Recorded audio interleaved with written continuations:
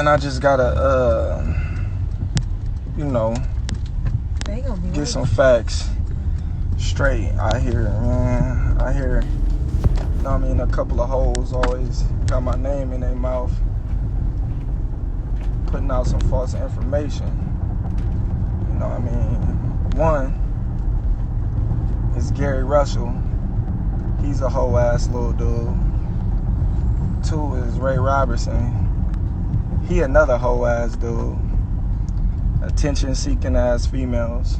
When a female trying to get some attention, how they do every and anything to try to make somebody, look at them or comment on a picture or something. That's what them two dudes is doing right now. So I'm gonna call it like I see it. Both of them niggas are some hoes. For one, Ray Robinson beat me my first senior tournament at 16, 17, and he really didn't even beat me. He had the name, he had the backing. I fucked him up. If he won't, tell him to show the video. I'm pretty sure he got it, or I'm pretty sure Al Mitchell got it, because he was with the Marquette team. So by him telling everybody, he was the last one to beat me, and everybody is picking that shit up and running with it, that's a lie. I will smash that boy. But it would be no point, If I smash Ray Robinson, what is you fans is gonna say? Oh, you beat a bum. you beat a nobody. So why would I even waste my time on Ray Robinson? I should say Ray Robinson. Come on, man. How many losses you got, buddy? Huh? Alright. Like, me and your level is on two different levels, man. I understand you looking for a payday and whatnot, but, go fight somebody that's on your level, buddy. Now, let's get to this Gary Russell situation. Because I see dude is, on his high horse about socking me. I'm going to tell you the whole story, the truth and nothing but the truth. And if I'm lying, you can go to Carl Dargan, you can go to Demetrius Andre, you can go to Rasheed Warren, you can go to Yo Thomas Riley, you can go to Christopher Downs, you can go to the whole ass coach Dan. You can do all that. When I was 18, me and Gary Russell had got into a little confrontation, and I asked the coach, put him in the ring with me. At the time, I was fighting at 132. Gary Russell was fighting at 119. Coach didn't want no parts of putting me in the ring with Gary Russell, because he already knew what the fuck was going to happen. I was going to punish his little ass. So that shit got X'd out real quick, because Gary Russell was the prima donna of the USA team, as we all know. If you was coming up in the amateurs, you already know. Me and Gary Russell had words prior to me and Carl Dargan sparring. Me and Carl Dargan sparred, Me and Carl Dargan had words, competitive sparring matching. So we had to stop sparring because we got too heated in the sparring match. So Dan pulled us out. Yeah, he got the better of me. He outboxed me. He got the better of me. He did his thing that day. But not to mention, Mark Davis beat the fuck out of Gary Russell that day. That's why he really got mad. He after the sparring match, he tried to say, yeah, he was getting you, Terence. And I replied, well, let's not talk, because Mark Davis just beat your ass. So what you mean? Then he gets up, he talking rah, rah, rah. I told him to his face, I would smash you, little guy. I'm talking to Coach Dan. Coach Dan, like, put us in the ring. Boom. Next thing I know, he socked me. Cool. I ate it. Didn't fall, no nothing. He had a clear cut shot, didn't fall no nothing. Looked at him. I'm gonna kill you. They grab me. Don't grab me. Let me go. Tell me this.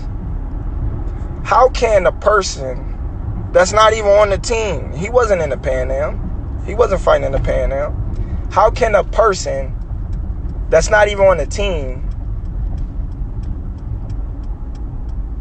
hit me and I get sent home? Tell me why I get sent home.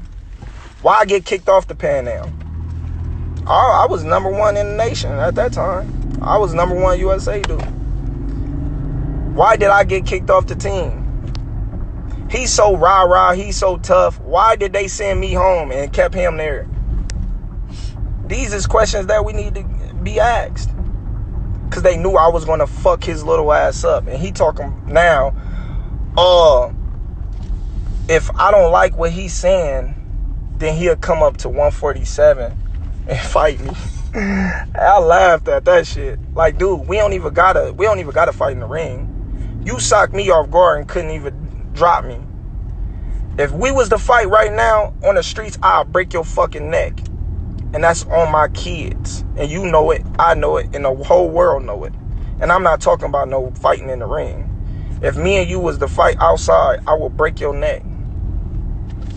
Come on, man. You still at 122, bruh. Like, man, you need to be worried about fighting them little guys. Chasing Lomachenko, the one that beat the fuck out of you. And I actually had you winning for that fight. I actually was pulling for your bitch ass. You know what I mean? But he beat your ass, though. He beat the fuck out of you. So don't be saying my name, how you fucking sucker punch me and try to get some fame off my name, my dude. Because we all know what happened. If you ain't gonna tell the true story, don't open your fucking mouth, my dude. And the only reason why I'm getting on here, because I don't do this shit, my nigga. I don't talk about none of that shit. Because I'm a real one. If I got a problem with you, I'll address it. You know what I mean? When I seen you, you know what was said and how you carried it. Julie, she know too. But I don't got to talk about all that stuff. I'm going to just address, you know what I mean, what was happening at the little thing. Because you got a lot of people, you know, you got a little following and everybody want to feel like, oh, everybody ducking Gary Russell. You do got a lot of people ducking you. I get it. You know what I mean? You're a great talent. I ain't going to take nothing away from your talent. You know what I mean? You're a great talent. You're a tremendous champion. But at the same time, when you stepping up to something that I don't feel you can compete with, you out of your league, little man. So just keep my name out your mouth. Keep doing what you're doing. I wish you nothing but the best. But listen, if you gotta go there, then it's up there. And I don't care how you want to take it. Never did, never will. And you know that from this age to this age. But I wish you the best, buddy. Hold up, man.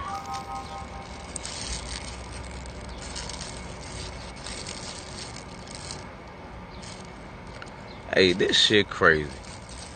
This shit crazy. Now y'all got Terence Crawford coach, somebody who wasn't up there at the Olympic Training Center talking about I snuck him. Terence, stop this shit, man. Stop this shit. You came to me, you was talking reckless out your mouth, very aggressive. You got punched in the fucking face. You got punched in the fucking face. They made you the pound for pound. You supposed to be pound for pound. If you a fucking fighter, if you got punched in the face, you got punched in the face and grabbed your mouth. You grabbed your face. Then people came in between. Don't act like you attempted to fight back. Stop faking. You supposed to be a world-class fighter from the pound-for-pound list. Don't counter punch and count for something. You should be able to take a shot and fire something right back in response. That's what boxers do. You, like, come on, man. Get the fuck out of here. Don't try to spin it and act like somebody snuck you. You came to me. You came to me and asked questions. When I answered your question, you want to do all this loud yelling, rough, tough, like you about that life, and I punched you in the fucking face. That's it. That's all. You grabbed your mouth. Stop faking like somebody, like we jumped in, broke it up. I'm not one of them suckers, shorty. Stop playing with me, Terrence. You know what time it is, man. You know me from the amateurs. You know how it is, man. Don't play them games, man. I just wanted to let y'all know what really happened, because you got people out here trying to save face, acting like, well, he snuck him, he did this. Ain't nobody sneak you. Ain't nobody sneak you. You came to me asking questions, getting reckless out the mouth. What, you thought I wasn't going to punch you in the fucking face? You tripping. Play them games with somebody else, man. I just had to come on here and say that, man. And his coach wasn't even there. He don't know what the fuck happened. Ask everybody else what happened. Ask all the people that's competing in the sport of boxing right now that was there, that seen what happened. Ask them. How about the reporters go and holler at Saddam Ali? How about one of the reporters go and holler at Demetrius Andrade? You know what I'm saying? How about the reporters go and holler at one of them and ask them what really happened? Since motherfuckers lying and y'all the ones bluffing. Stop this, man. I've been a monster since I was a youngin'. I've been a monster since I was a dog. Ask my man Andre Berto about me. He a good friend of mine now. Everybody know Andre Berto. That was my guy. Good friend of mine. But he'll tell you I've been a dog. I could tell this story. I could tell this story about me and Andre Berto because he tell it his damn self, you know what I'm saying? I be telling him not to tell nobody this shit. But he do anyway. You know what I'm saying? But when we was in the amateurs and I was in the silver gloves, when we was 8, 9, and 10 years old, Andre Berto beat one of my friends up. I got mad and caught him in the bathroom. And sent him out the bathroom crying. But we friends now. That's my man. But I'm just letting you know that the pedigree's been here. I've been a monster since a youngin'. Terrence, stop playing. Stop faking like it's not real, shorty. Ain't nobody sneak you, man. Ain't nobody sneak you. You shouldn't have came to another grown-ass man talking reckless with a whole lot of hostility in your mouth. That's not how people do business, man. Come on, man. I'm going to holler at y'all. I'm going to get over here before I really go off, man.